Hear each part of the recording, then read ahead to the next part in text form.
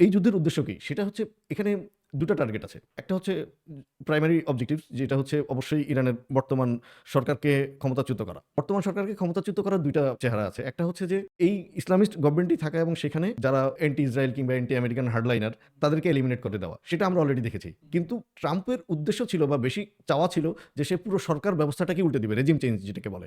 Ayatollah খামেনির যে ইয়েটা হইছে, এখানে কিন্তু ইরানের রেজিমের বড় একটা অংশ একসাথে মারা গেছে সবাই।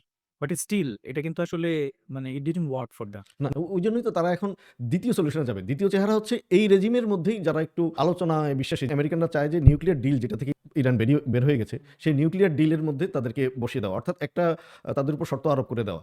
যেটাতে খামেনি রেজিম রাজি হচ্ছিল না। আয়াতুল্লাহ আলী খামেনি তো নিউক্লিয়ার ডিল আমেরিকার পছন্দ মতো করতে চাচ্ছিলেন না। সো এখন যারা আসবে তারা হয়তো এই যুদ্ধের আউটকাম হয়তো এটা হতে পারে যে তারা আমেরিকার জন্য সুবিধাজনক একটা নিউক্লিয়ার ডিলে যেতে পারে। সো রেজিম চেঞ্জের উদ্দেশ্য হচ্ছে এই নিউক্লিয়ার ডিলে নিয়ে যাওয়া।